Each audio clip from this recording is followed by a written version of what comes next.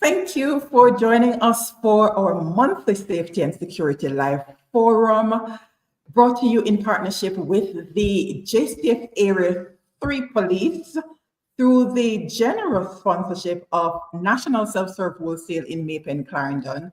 And if you're new to this space, I am Winsome Sharia Witter, and I have the privilege, the honor of navigating these forums each week. And it's great to always have you in. Already we have Maureen Jackson representing Mount Ogle Basic School. And we also have, let's see who else we have here, Carice Holness Spalding. Really excited about this program. Thank you so much. And we have our educators, parents, stakeholders in the space, because we're going to be talking about a very important topic this evening: child safety and protection, which is everybody's business. And so we have brought together the experts from the different spaces to show you how they all work together, what's happening in the space, what's being done, and how you can be a part of what is being done to address child exploitation and abuse prevention in Jamaica. So we have joining us Florine Clark, inspector with the Center for the Investigation of Sexual Offences and Child Abuse. Most of us know that area as CISOCA.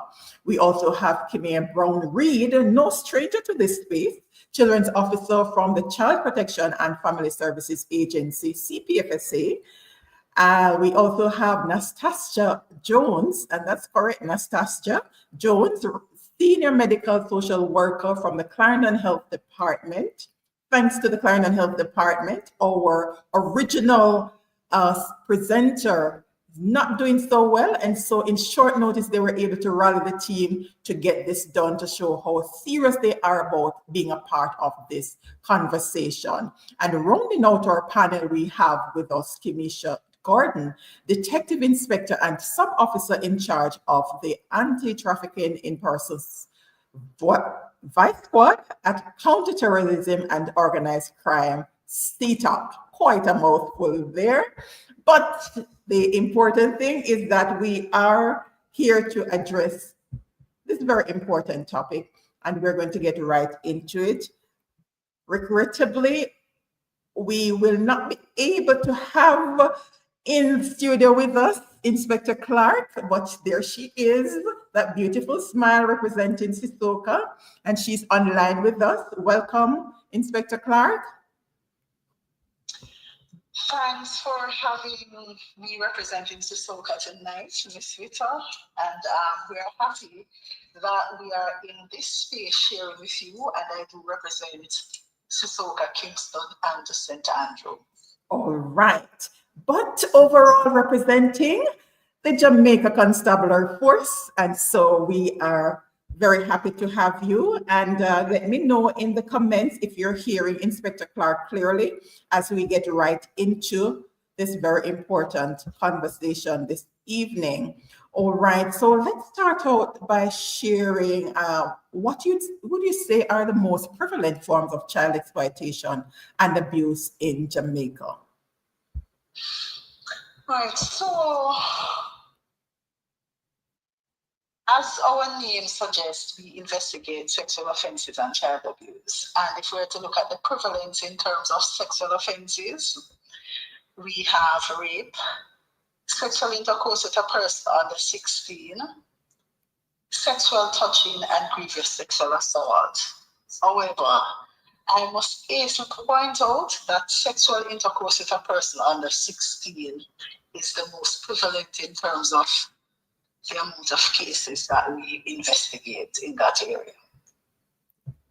Wow, and I from my knowledge of what happens in the Clarendon division, that might be the same for Area 3 and others. But if you're aware of other figures, and we're going to be having others coming on from the panel that can share on a wider scale if there are other areas for concern that we ought to be looking at as we seek to protect our children. But how have recent cases, because I know it's in the media, mainstream media, clear that as it relates to investigations, clearing up cases, and in terms of how the police now address situation with technology and all of that. There are vast improvement.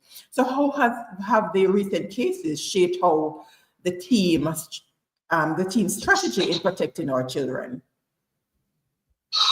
All right, so we have a cadre of trained investigators here at CISOCA who are trained how to treat with children who are exposed to adverse childhood experiences, especially as it relates to sexual offenses.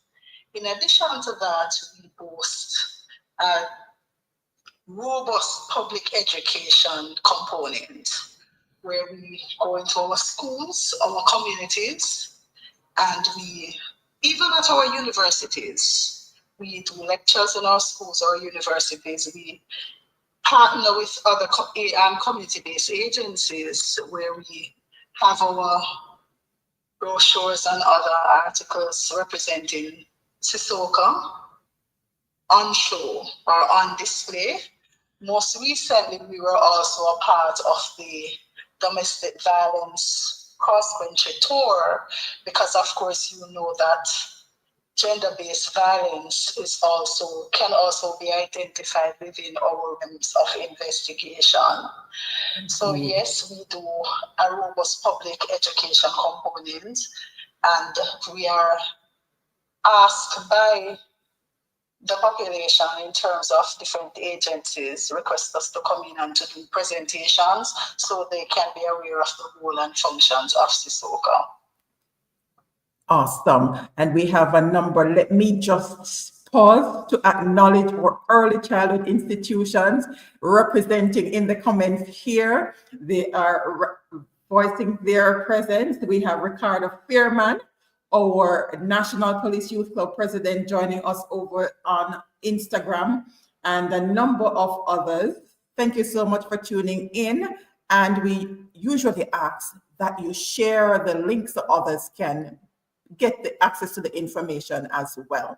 All right, let's continue. CISOCA, what are the reporting trends and how can communities assist in prevention when it comes on to our children? Okay, so I'll share with you some stats here. So in terms of rape for the year 2024, we had 161 cases. For sexual intercourse with person under 16, 316, and I did share that that's the highest offense that we continue to account for as the offense that is the highest reported. Sexual touching 31 and grievous sexual assault 58. Now, it is important that we understand that in protecting our children, it is not the role for the police only. And many persons may be saying that gone is the time when it took a village to raise a child. But we are saying that collectively, we need to ensure that our children are protected and that we seek to interact with all the needed stakeholders to ensure that we teach our children how to protect themselves. And in saying that, I am going to begin with sharing that parents need to understand that they do have a role in helping to protect their children. So we are now in the internet age, and we have found that we have had quite a few reports with children under the age of 12 years old who are being sexually assaulted because of poor supervision by parents, because parents who have a role to play in PTA meetings are interacting with the teachers who have the children in their absence, or shying away from their responsibilities. It's important that a parent is communicating with the school, whether it is the dean of discipline, the guidance counselor, or the form teacher, to understand what is happening with his or her child in school. It's also important that we understand that children are impacted by peer pressure, and so their friends are very significant to them. And so parents need to take time out to know their children's friends as also their parents, so they can understand how to give guidance to their children. So yes, your child may be at school with another child, but you'll hear the child coming home to say, Kerry is my friend and Kerry is this, and the child is spending a lot of time on the phone with Kerry. So you as the parent need to know whether who is this Kerry, and if Kerry is indeed a female or a male, and what is taking place at school. Should you see a trend where a child is coming home later than normal, or his or her behavior has changed, it is time for you to seek help. We at CISOCA, if it is that you happen to take your child there because you suspect that something is happening, we partner with agencies like the Child Protection and Family Services Agency, who seek, once we have identified that there's a matter concerning a child victim, they are also a part of the intervention to ensure that our children can be managed properly in terms of the trauma that they are exposed to. So I'm saying to parents, it is important that you understand the purposes of these agencies and seek help early. It's important, even if your child is a member of, per se, a police youth club or a community youth club, that you know the leaders, you understand that you set boundaries for your children to come in from these institutions, because you need to know what is happening, you need to know who to call.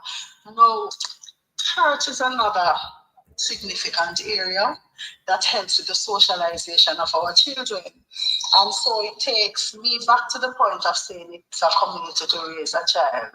If you send your child to church, then it helps your child to understand what is right from wrong. So all the burden will not be left on you, but you will have the church helping you to grow your child.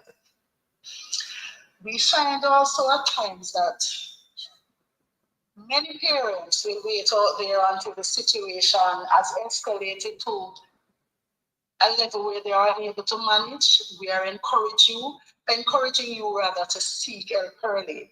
We are in the information age. Go online. Whilst there's no recipe for parenting, there's information there that will point you to different agencies like CISOCA, the Center for the Investigation of Sexual Offences and Child Abuse, and our partners, the Child Protection and Family Services Agency, as also the Victim Services Division of the Ministry of Justice, where all our victims, adults and children, are referred to whenever they come to us.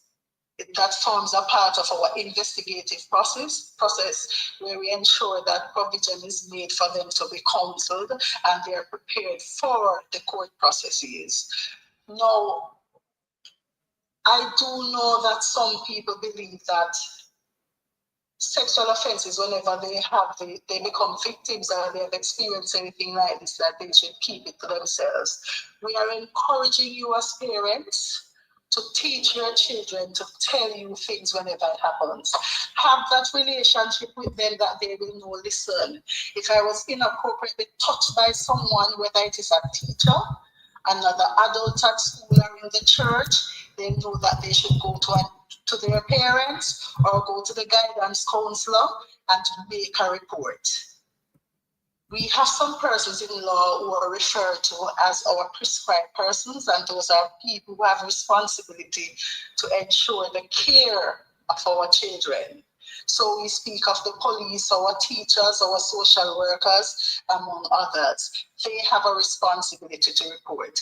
Teach your children these things, help them to understand the importance of reporting things to you, and I'm also sharing with you, parents. Never ever tell your child that he or she is lying when they share something with you. And from the community perspective, if you as a neighbor suspect that something is happening to your child, You are encouraged to report. We will investigate. If we investigate and we unearth nothing, then there is nothing against you. If it is that we investigate and there's a matter for us to arrest and charge the perpetrator, we will do so. You having the knowledge that someone has committed a crime and you fail to report, if this is borne out from our investigations, you can be arrested and charged or imprisoned 6 months or $500,000 or both. You have a responsibility to mandatory reporting. Once you have any suspicion that our children are physically abused or sexually abused, any form of abuse towards our children, you have an obligation to make a report, either to the police, and it relates to sexual offences matters. You can go to any of our local police stations. In addition to that, we are located at 6 Upper Musgrave Avenue, Kingston 10, just on the outskirts of New Kingston, nearest to Guardian Life. And just to note, whilst we are sharing that we are CISOCA Kingston, we have a CISOCA in every parish, and St. Catherine has 2, one in Portmore and one in Spanish Town. It still takes a village to raise a child, and you need to understand that if it is that you suspect that a child is being molested, wherever you are, you have an obligation to report. Wow. Thank you so much, Inspector Clark, for sharing all of that. And I trust that our live viewers and those who will be watching the replay are taking notes. But just in case you missed some of that, the replay will be there so you can replay and listen so you can learn more. Or if you prefer to read, stay tuned for our blog post on Monday, SorrentoResourceConnector.com. We all have a social worker student at the University of the West Indies Global Campus joining us. Kimberly Brown, thank you for tuning in and welcome. All right, so Inspector Clark makes way for our representative from the CPFSA, Kimia Brown-Reed. Welcome back, Lady Reed. Thank you so much for having me, Miss Witter. All right. So we are going to delve now into the role of the CPFSA in protecting our vulnerable children. Let's start. What intervention does CPFSA provide for victims of child abuse and exploitation? All right. So before I respond to that question, let me preface my response by saying that the Child Protection and Family Services Agency plays a vital role in safeguarding Jamaica's most vulnerable children. And yes, we partner with our service partners, our stakeholders, but our mission at the CPFSA is to ensure the safety, the well-being, and the development of our children, especially those who are victims of abuse, those that have been neglected or exploited. And so this informs our interventions. And the CPFSA has employed a multifaceted approach in supporting the victims of abuse or exploitation, particularly our children. And so we safeguard them and place them in environments that are safe. You know, we are known to removing children, but we want to say to Jamaica this evening, we don't remove them, we safeguard them. And so if their home environment is not safe, if they're victims of abuse, if they have been exploited, we intervene and we rescue the children from these harmful environments and place them in a safe home environment. Sometimes we ask our foster parents to act as temporary homes for these children, and sometimes they are in fact placed in our residential childcare facilities. We also offer counseling and psychological support, and I heard Inspector Clark hint at that. Now, for our victims of abuse, we know that it can be traumatic. We know that a child never forgets a trauma that has been done to them. And so it is important for us to offer trauma-informed therapy to our children to help them to heal emotionally and psychologically and become functioning members of our society. We also offer legal assistance to children who are victims of abuse and exploitation.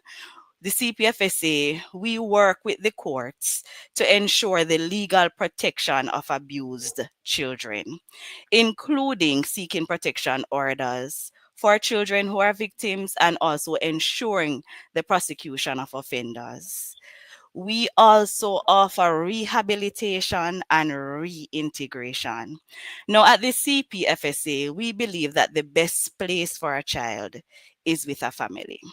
And so oftentimes the family may experience a traumatic event, but with counseling and intervention, they are now again ready to receive the child. And so we offer support for the reintegration of children once we deem the family to be safe and the environment to be safe. We assist with that transition, and we also assist our children who are at the age of adulthood to transition independently and to lead independent lives.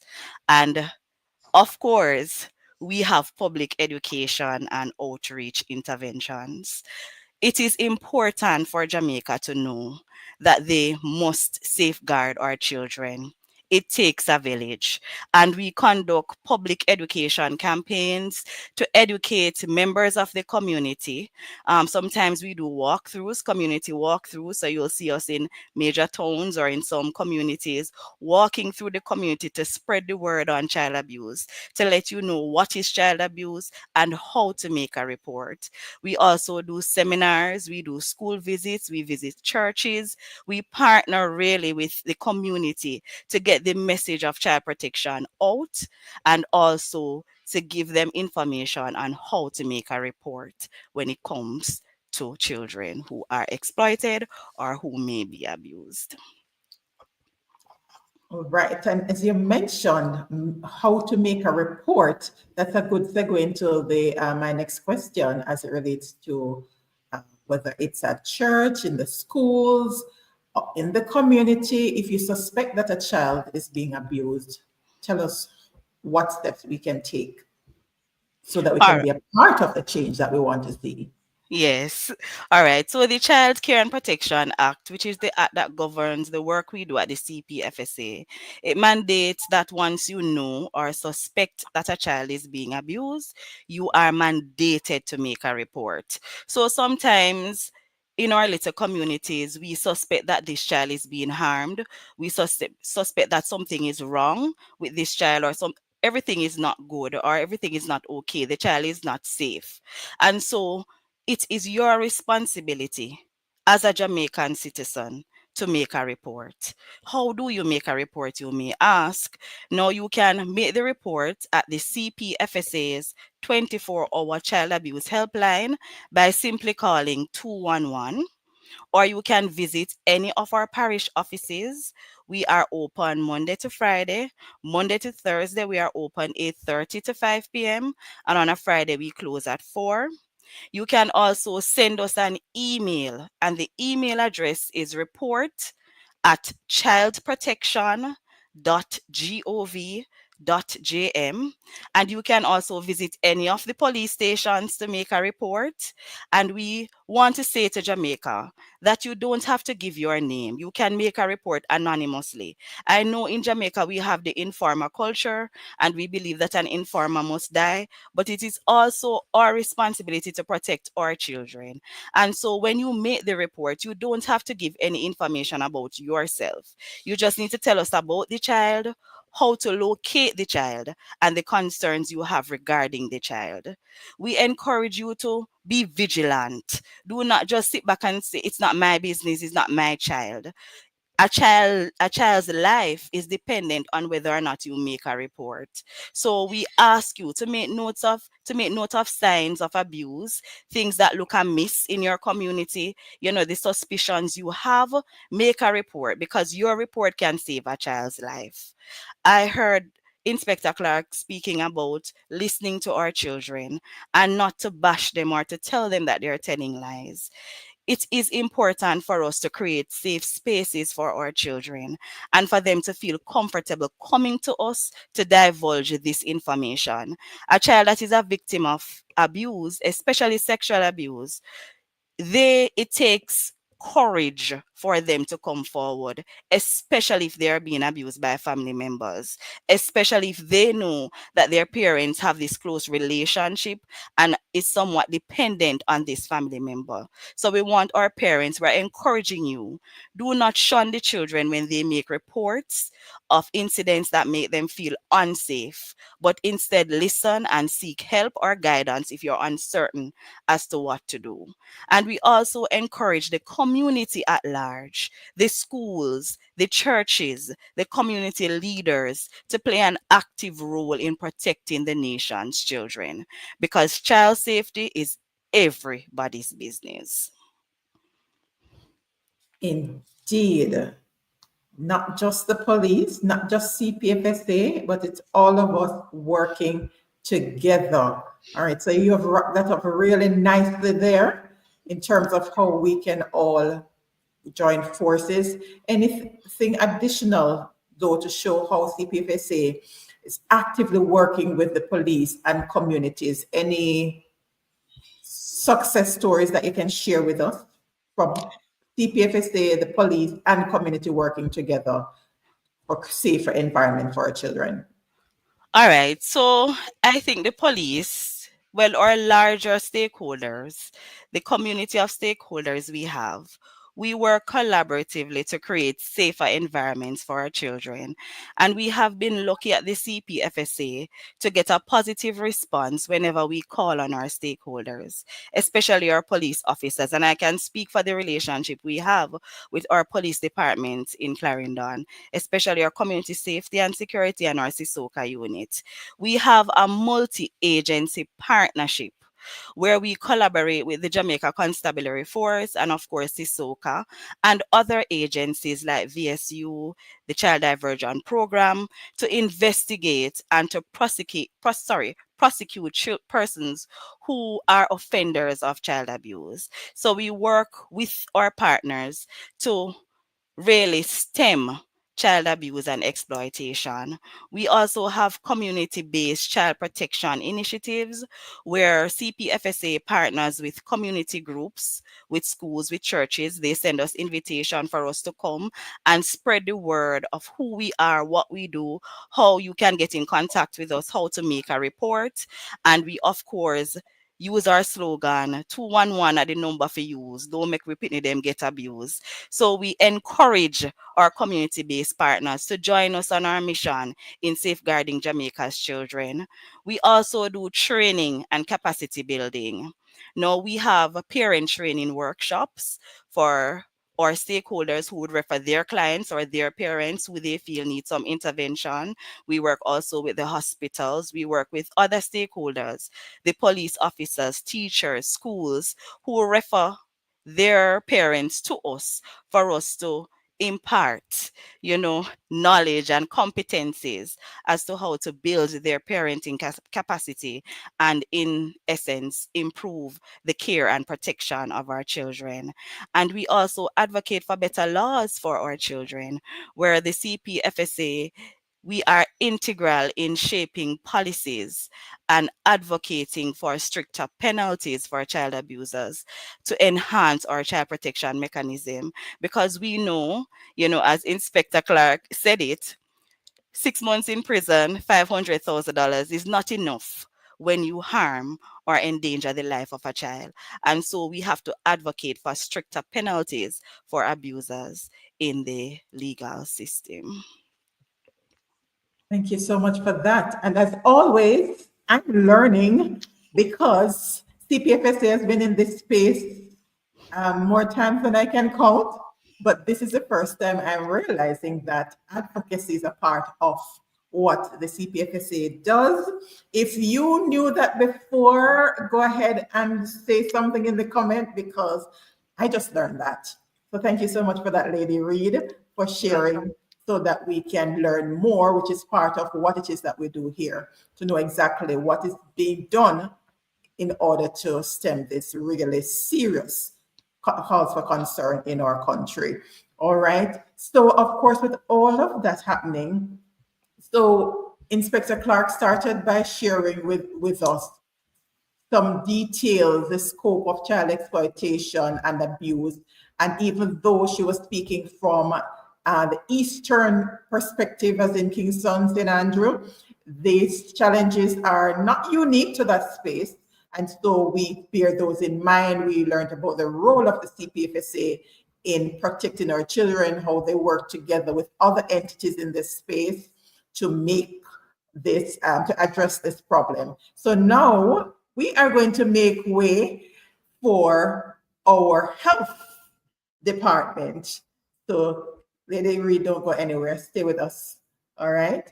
So we make way for Nastasia Jones, our senior medical social worker at the Clarendon Health Department. Let me get that right, because there are so many social workers. So we want to clarify that. The authority that she'll be speaking in this evening as she shares on the psychological impact and support for victims of child abuse, exploitation. Welcome, Lady Jones. Thank you for having me. All right. Thank you for having me. Pleasure. And good evening, everyone. All right. I'm sure they're hearing you. All right. So let's share some of the psychological effects of child abuse and exploitation on victims. All right. Thank you, Ms. Peter. So, some of the psychological effects of child abuse can be a number of things, such as feeling of confusion. Oftentimes, our children don't even know or understand what is happening, especially when they're being sexually molested or abused. The feeling of anxiety, shame, or self-blaming, feeling of guilt, frequent crying, or any form of withdrawal. So if you normally have a child that is active and happy and playful, and all of a sudden you see that child confined his or herself to one room or to just a safe space within the household or anywhere they go, you know that something is not right. Over compliance or disguised compliance, feeling of powerlessness, because abuse can take away anyone's power. We as adults, when we're being abused, sometimes we feel helpless ourselves. So you can just imagine your child. Disassociated identity disorder, or what we know as multiple personality disorder. And oftentimes when child are being abused or in an abusive environment, they try to not want to be this person anymore. So sometimes they'll call themselves a different name. They don't want to be known as John Brown or Mary Jane anymore. They want to be known as Kate or Ashley because that's their safe environment. That's what brings them joy or peace of mind. Post-traumatic stress disorders, it doesn't go for adults only, but children experience PTSD as well. Chronic illness, thoughts of suicide, and even the action of suicide can be one of the effects of child abuse. Sorry. Wow. All right. So we have heard what to look for. We see the signs. We have a number of educators, parents, caregivers, we saw a social worker in training there, and others who are joining us live, and those who will be watching this maybe years from today after we're gone. Right. How can we support the children that are experiencing this kind of trauma? That is a very good question.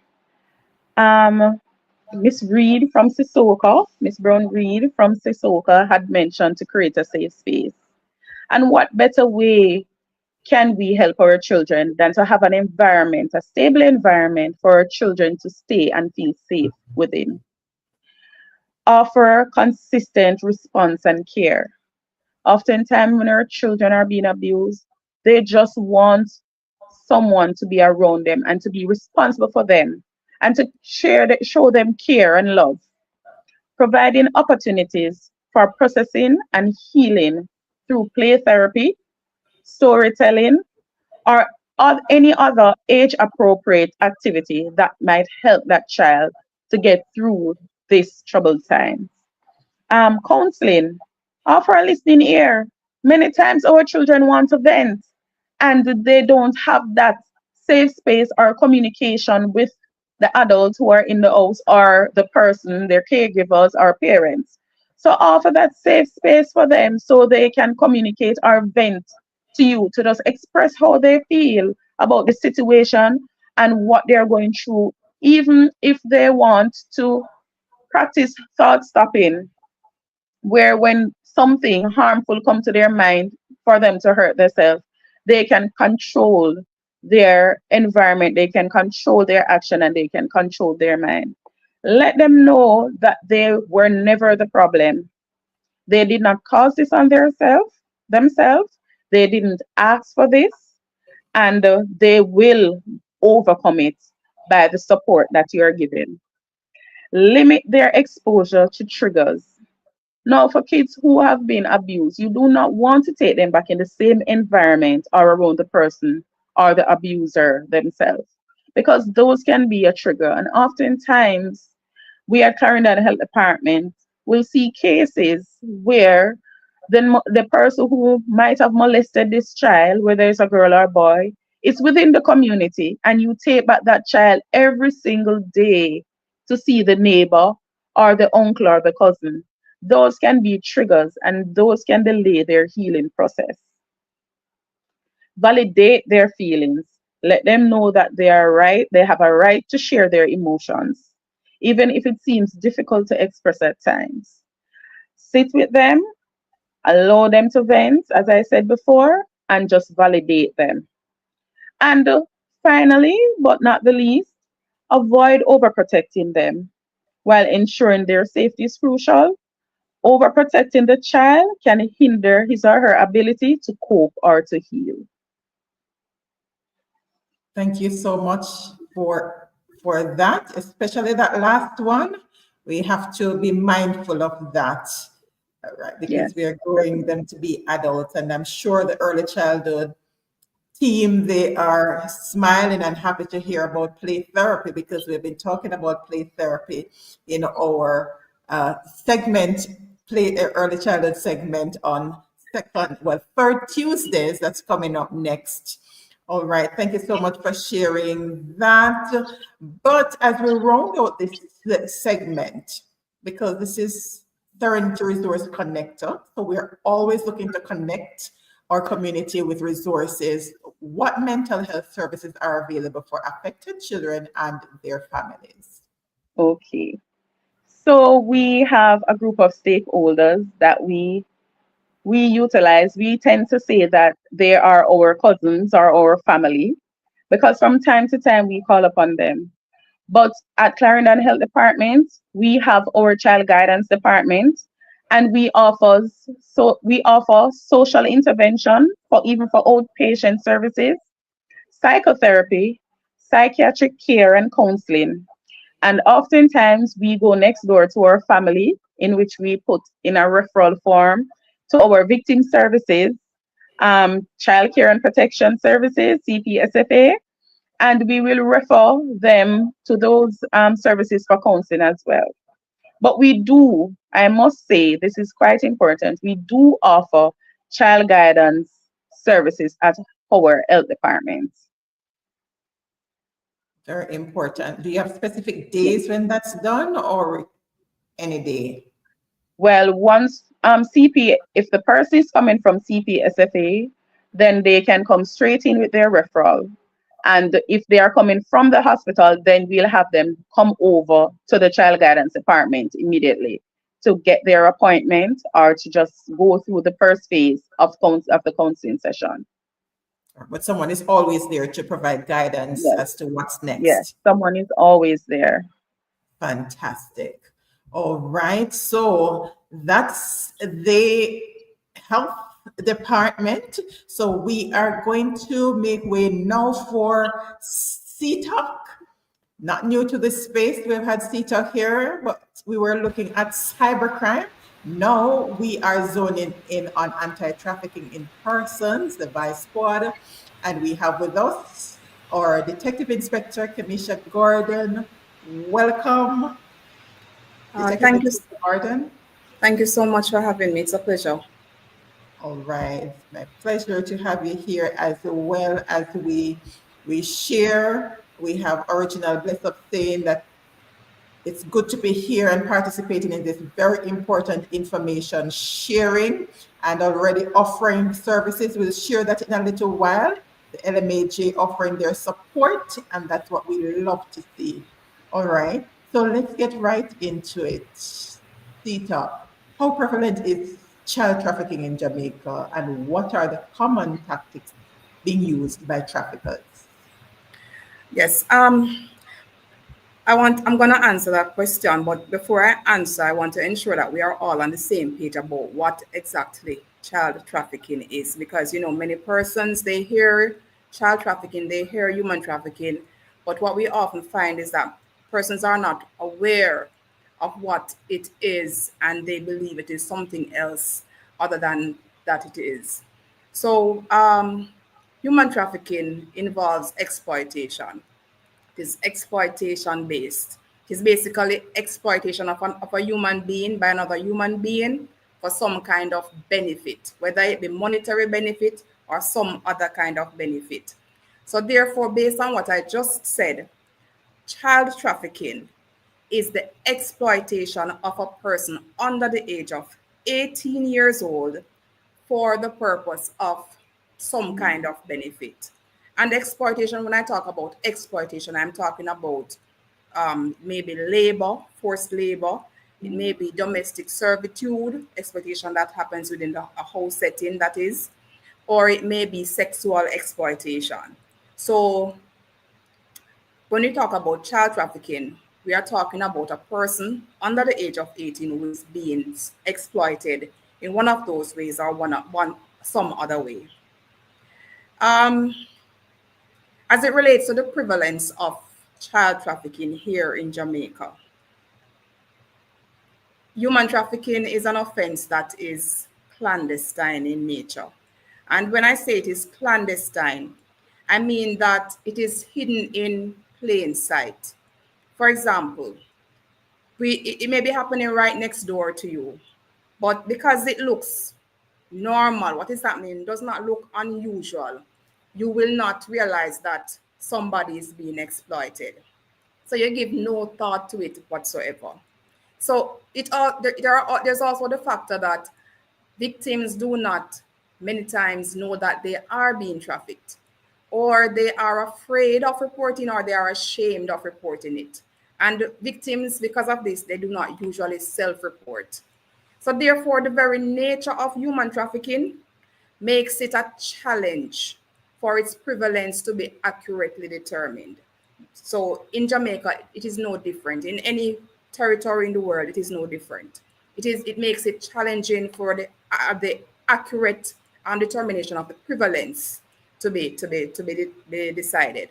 So with that said, what I can say is that looking at the number of human trafficking victims that we have identified, human trafficking victims and suspected victims that have been identified in Jamaica, children appear to be the targets.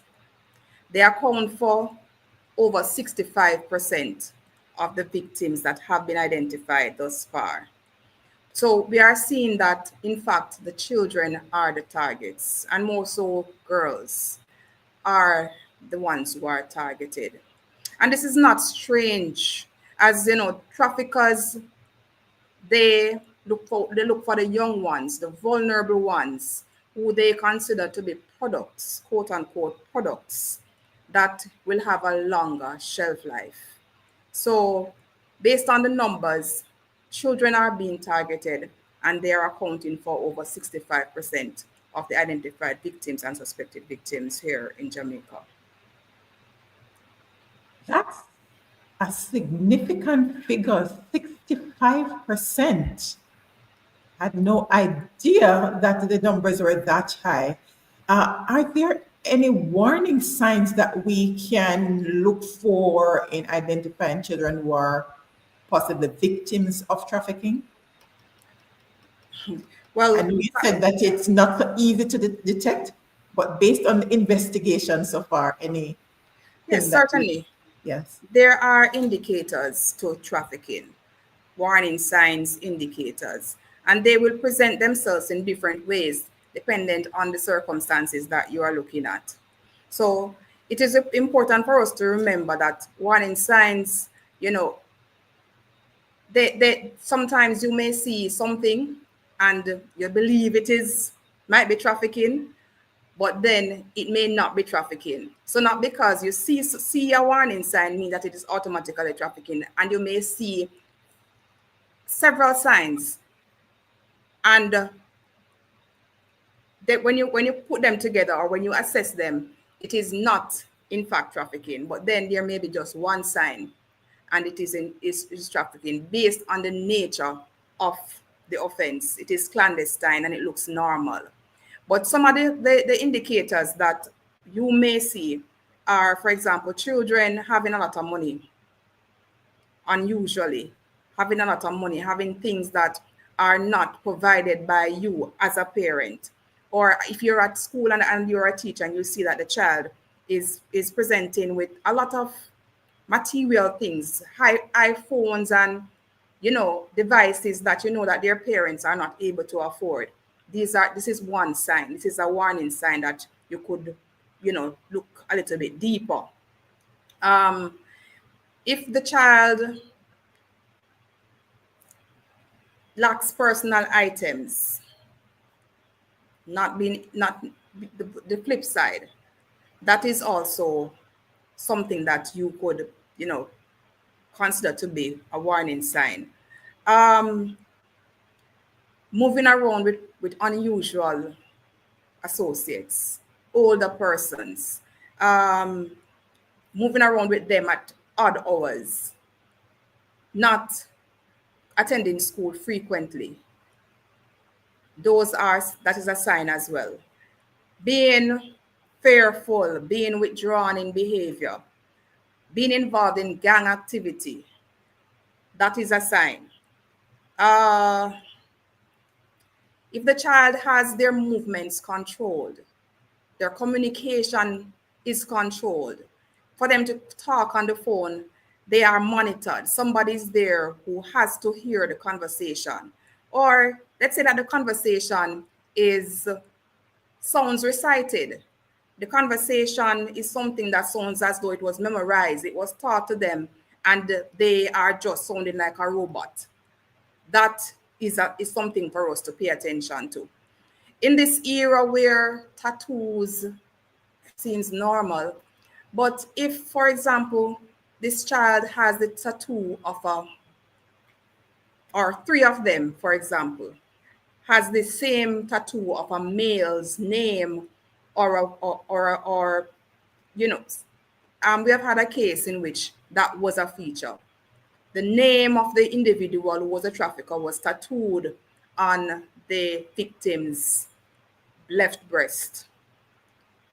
That is a sign. These are some of the indicators that we look out for.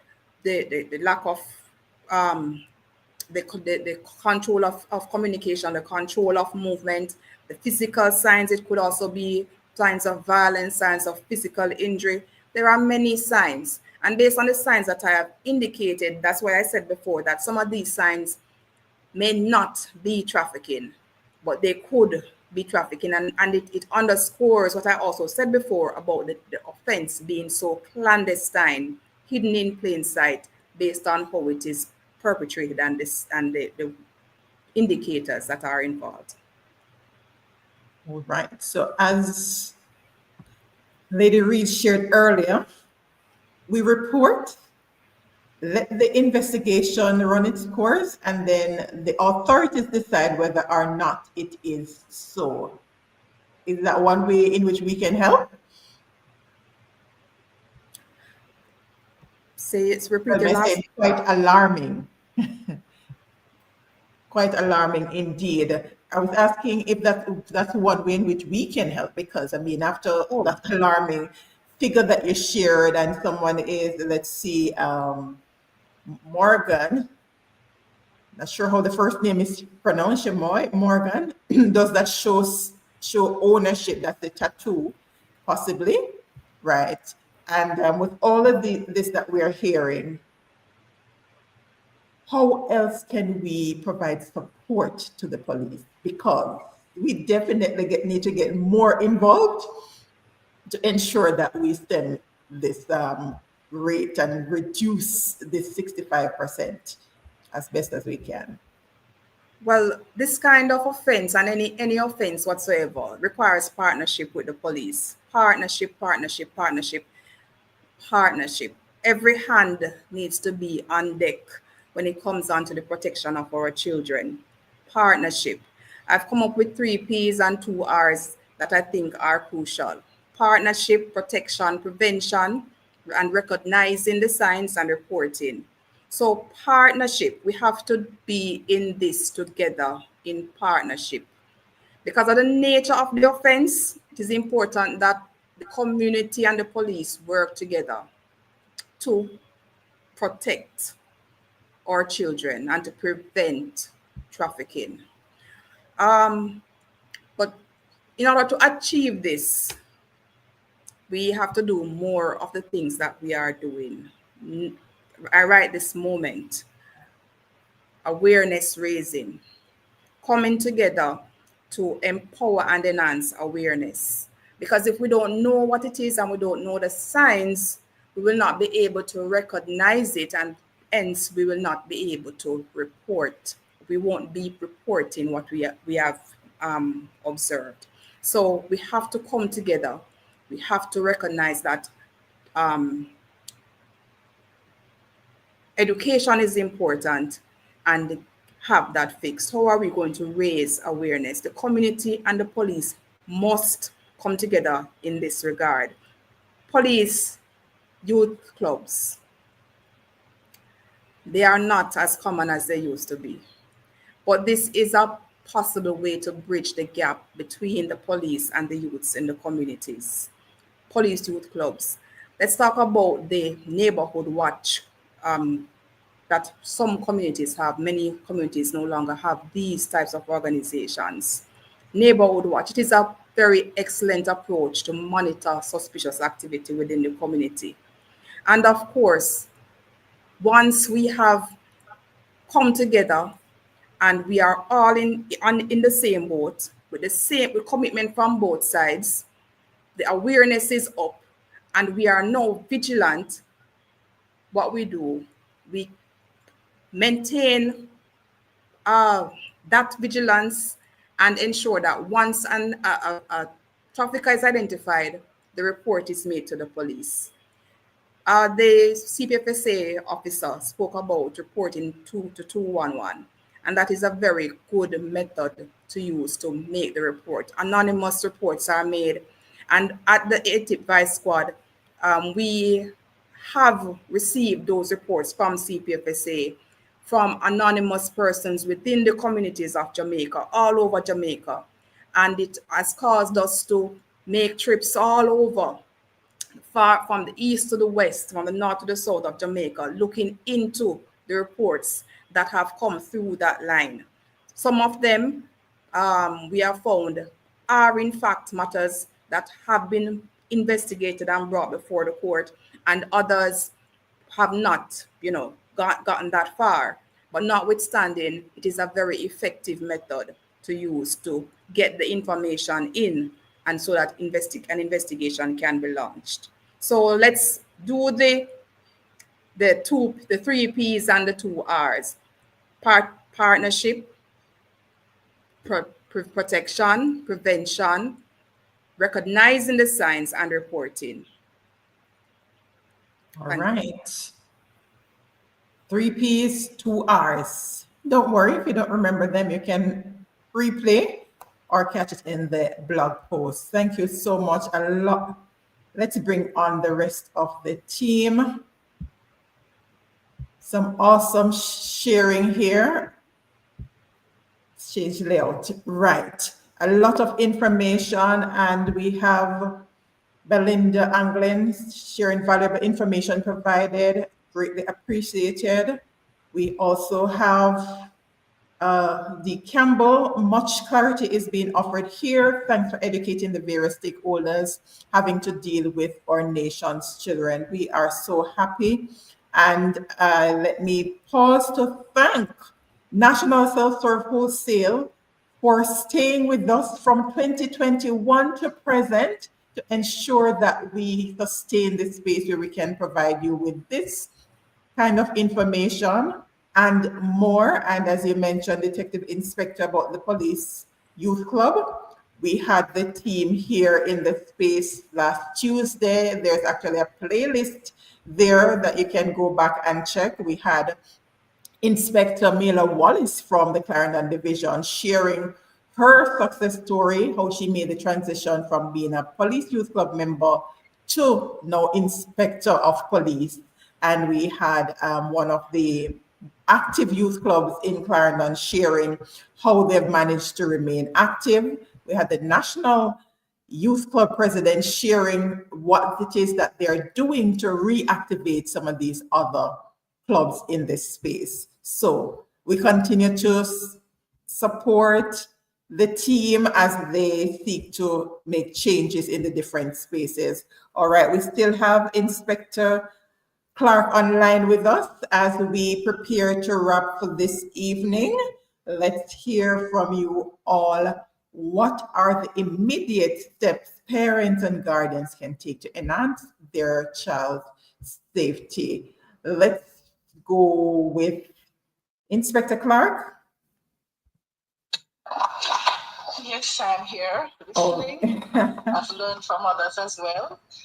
Just to say that, yes, like my other colleagues shared, that many of the cases that we have being reported, we have family members who are involved, who are the perpetrators. And so it is important that parents lay ground rules within the homes, ensure that they respect each other's spaces. You know that if you have a girl child in the bathroom, that the boy will know that you don't just fart in the bathroom on your sister. At what stage and age that you don't share the same bed space and the same room, the same room. In addition to that, it's important that you have family time with your children. Share with them the do's and the don'ts. Teach the very young ones about the good touch and the bad touch. Because if they don't know, things will happen to them and they will believe that they are normal things, that they are okay. I like to say that we know that there is no recipe for parenting, but again, we are in the information age. We are here on this medium sharing with you. Find time to interact with your different community groups. I shared about the church, the schools, because they too invite us in their spaces where we continue to share with them how it is that they protect the children in their spaces. So if it is that you hear about an expo happening in your community and you hear about CISOCA, CTOC, mental health, and the different entities coming in, prepare yourself to be in the know, to know how to protect your family, your little special nest or space. In addition to that, feel free to reach out to us. We are at 6 Upper Musgrave Avenue, Kingston 10. As I shared before, we can be reached at 926-4079 or 442-5352. We have, as I shared before, a cadre of trained investigators who are willing to work with their children to ensure that they are comfortable in reporting. We have a duty to care to ensure that our children enjoy their childhood. Too often we find that our children are being robbed of their innocence. So it is time for us to talk up and to be ready. The communities to be prepared and to be ready to report cases of sexual offences and child abuse. I shared before, run to your local police stations and they will direct you to us. Wherever you are in Jamaica, there's a space to report sexual offences and child abuse. Our children are our future, and if we fail to protect them, then certainly our future will be looking very dim for us. Jamaicans, we all have a responsibility to care for our children and to protect them and to report all the cases of sexual offenses and child abuse. Thank you. Thank you for that. All right. And we'll seek to get additional numbers because we have early childhood institutions connecting with us here from right across the island. But I must acknowledge June Walker, if you're still on, from Ocho Preparatory School. So we have a mix of institutions that's joining us this evening. Thank you so much for being here with us. I'll go right ahead and share Lady Jones. Okay. So we also partner with schools from time to time across the parish. But what I want to really say is promote self-awareness, right? You need to have a conversation with your child, and please do not limit your child by saying that they are too young to have certain conversations. You need to let them know the parts of their body and to let them know if they are not comfortable. Once somebody has touched them, they have the avenue and or the space or the outlet to come to you and to be comfortable and to say, Mommy, Mr. So-and-so or Miss So-and-so touched me here and I did not feel comfortable. We also encourage providing a support system. Support system can be a game changer for our kids. If we know that we can rely on our church, our community, or any other institution to help to safeguard our children, then I think every one of us here this evening will feel at ease. Don't you think?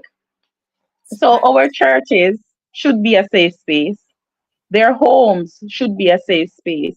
And we have this culture in Jamaica that I would like to see abolished is because Uncle John is so loved by the family, you suppress the child who was being abused by Uncle John because Uncle John is loved. And we don't want to see Uncle John face the full blunt of the law. So we said, give him a chance. Abuse is abuse. And please also remember that the family that comes from you is far more important than the family that you're from, because it is your duty to protect and to guide and to safeguard the family that you are creating. Thank you. Well said. Well said. And on that note, let me share Original Blessed Man from the LMAJ here to support and do what they can to help in educating our people against these levels of abuse in our society. As we celebrate 40 years, let's collaborate more to help our families. So here it is, the LMAJ offering their support. So be sure to reach out and see in what way you can work together. All right. Just before we go, Miss Vita, I want to make it clear, even Yes. though we take walk-ins to our child guidance department, we do have specific days for different clinics. So for Maypen site, because we operate from Maypen site and our Spalding site, and then we will go into the community. As I said before, we go to you if you're unable to come to us. So our Maypen site is every second and third Fridays, and our Spalding site is every third and fourth Wednesdays. So for the Maypen site, every second and third Fridays, and for our Spalding site is every third and fourth Wednesdays. All right. Lady Brown Reed, go right ahead and share, and then Detective Inspector Gordon. All right. So, of course, I'm echoing all the sentiments of my fellow panelists. But, I cannot overstate that protecting our children is really everybody's business. And we know that we have not covered the length and breadth of Jamaica.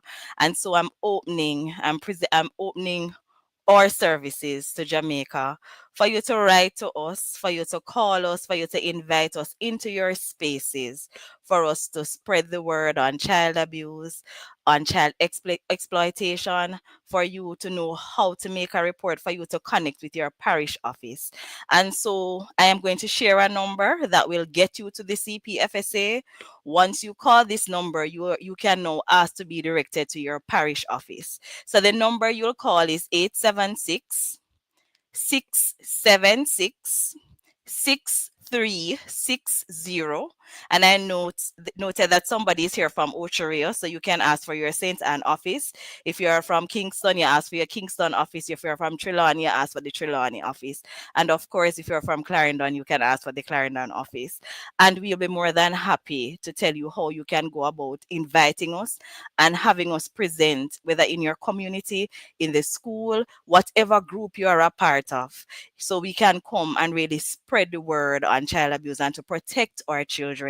Remember, it is also important to report, to make a report if you know or suspect, because you can help to save the life of a child. All right. Just before Detective Inspector, we have someone from Facebook here, Audrey Hamilton, Steertown Primary and Infant. That's St. Anne, right? And you mentioned they reach out to St. Anne, correct? Ask for St. Anne office. All right, fantastic. Right, so they'll just call the number. I'll repeat again, it's 876 676 6360, and you ask for your respective parish offices, and we'll be more than happy to assist you. All right. Detective Inspector Gordon. Yes. Who is a trafficker?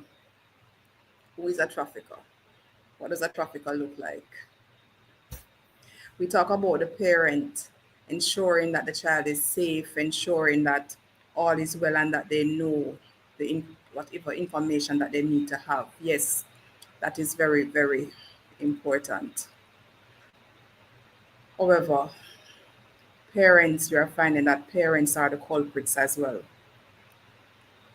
And it therefore means that everybody has to make preventing child trafficking their business. Watch over each child. Watch over your neighbor's children. Watch over your neighbor's children. Watch to see what is happening within the home itself, because child trafficking can take place within the child's own home. So we have to be mindful about this, and as communities, we have to ensure that we are coming together to watch over our children, because a trafficker can be anyone. A trafficker doesn't have a look. A trafficker doesn't have a gender. A trafficker doesn't have a particular way of dressing. So we have to be careful. It requires a community effort to protect our children. So with that said, I would just like to encourage everyone, just get in the mix of it, put your hands on the table, commit to the fight. At our National Task Force Against Trafficking in Persons, or we say all the time, be wise, open your eyes, spot them, stop them, and report them. And I want to leave that with you tonight. Be wise, open your eyes, spot them, stop them, and report them. And in order for you to report them, you have to definitely know where to go, who to call. And who do you call? 211. That's a number you can call. 311 is also available. 811. And the Anti-Trafficking in Persons unit is located at 45 East Queen Street, Kingston. And if you call 876-967-1389, you will be allowed to speak with an investigator from that unit. And you can trust that whatever you say will be taken in confidence and treated as accordingly. So be wise, open your eyes, spot them, stop them, and report them. What a fantastic way to wrap this evening. Falsetto Salmon, not to worry. visit serenityresourceconnector.com, the website, and look for the Community Safety and Security tab, and all the blogs are there.